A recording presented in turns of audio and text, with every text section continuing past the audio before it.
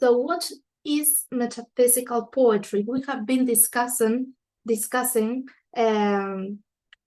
literature, yes, intercultural manifestations of the 16th century, but what happened in the 17th century? Well, one of the most important literary events has to do with metaphysical poetry.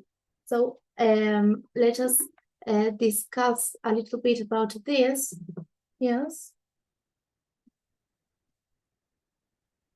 Well, it doesn't want to show itself big on the screen. Here we are. Okay, now yes, metaphysical poetry. So what this is about, this is a type of poetry that emerged in the early 17th century. Yes.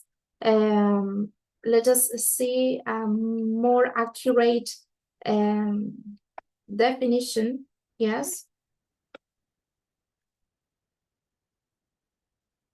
Oops. Here we are. So according to an online literary dictionary, yes, metaphysical poetry is a genre of poetry that deals with deep and profound subjects, topics like spirituality, religion, life, death, and many more. It is a highly intellectual, a very complex form of poetry, and it presents the world to its readers in a different way. Yes, I would say that it's very original and refreshing. It asks questions that science cannot answer, and I always remember Coldplay's song when we deal with this, the song The Scientist, yes? Questions and answers, answers are question and questions, yes, that cannot be answered. So metaphysical poetry prompts the readers to question their reality and their existence. It takes one beyond the physical world and gives new perspectives through its imagery, wit, and paradox. If there is one word that we can choose to define metaphysical poetry, is wit. Yes, it's a genre that can be characterized for how witty it is. Yes. So what is, if we explore, yes, the etymological origin of this word, meta means beyond, physical, normal, ordinary. So it's poetry that goes beyond, yes, the ordinary, the normal things. But specifically because it deals with objects and ideas that are beyond the existence of this physical world. Yes, so this definition may add, yes, meaning to the previous one. So how come that this type of poetry is called metaphysical poetry? How did the term emerge? Because maybe as I explain it to you, you think it's a very aesthetic word, that they were really famous, but as we know, that the same happened with Shakespeare, right? That he wasn't famous during his days. Well, writers who were known as metaphysical poets were not really famous. They were actually the opposite. People didn't like them at all. Yeah. So William Drummond was one of the first persons in coining the concept of metaphysical poetry. Yes, he used the term for the first time. He wrote a letter, yes, to Arthur Johnston in 1630, yes, to describe a type of poetry, yes, that was called metaphysical, yes, in his opinion. But it was always in a despective way. It wasn't a positive way of calling this type of literature, yes. Samuel Johnson, yes, in this in his works, yes, the lives of the most eminent English poets with critical observations of their works, yes, there he also mentioned, yes, he used the term metaphysical poetry for the second time, yes, to refer to a group of poets of the 16th century who had the same style in their poetry, yes. And of course, as I said before, the term was used in a disapproving way.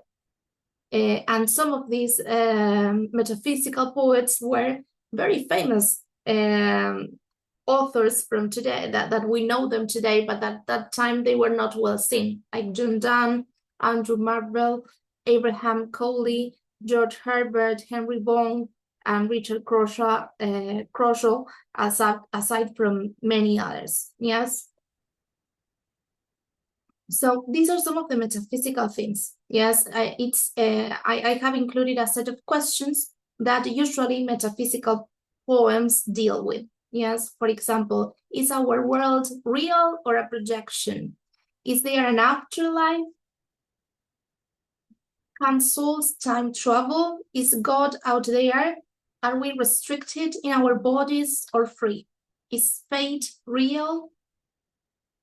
And what all of these questions have in common is that there is no answer. Yes, there is no logical answer for any of these questions. This type of poetry deals with these themes, okay? So here are some of the characteristics of metaphysical poetry. And some of them, we have already mentioned them.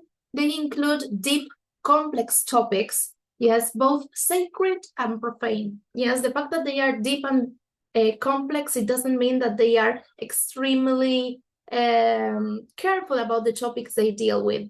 They don't care about anything at all. Yes, if they have to talk about sex or things that were really taboo at that time, and even at our times, they wouldn't have any issues in dealing with those topics.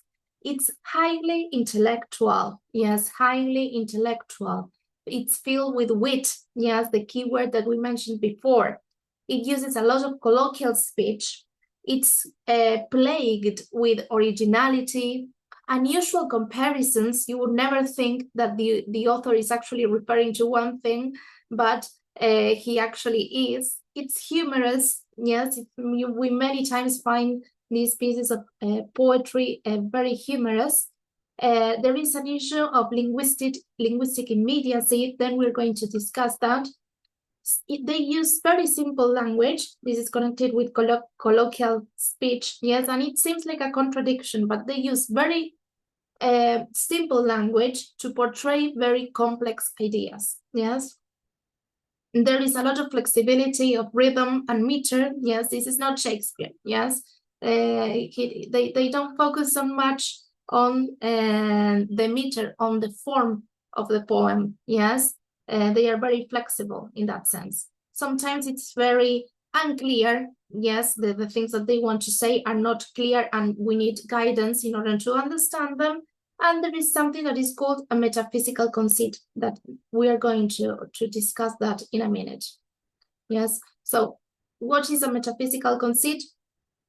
It has to do with a concept that runs through the whole piece of poetry, yes, through the whole text. It's a thought, an idea, a conception that is very witty, a very clever idea that runs throughout the whole poem. Yes, here we have a specific definition from the dictionary. Yes, and it's an elaborate figurative device of a fanciful kind which often incorporates metaphor, simile, hyperbole, or oxymoron, which is intended to surprise and delight by its wit and originality. So the metaphysical conceit, it's a concept that includes many literary devices in order to achieve the meaning, the metaphor, the simile, whatever is it that the author is trying to communicate. Yes, but the metaphysical conceit has to do with this thought or concept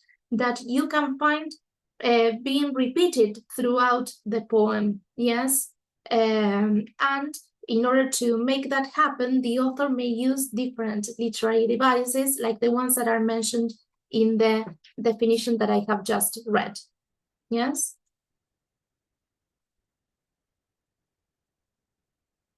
What we are going to do now is we're going to analyze a poem written by John Donne. It's called The Flea.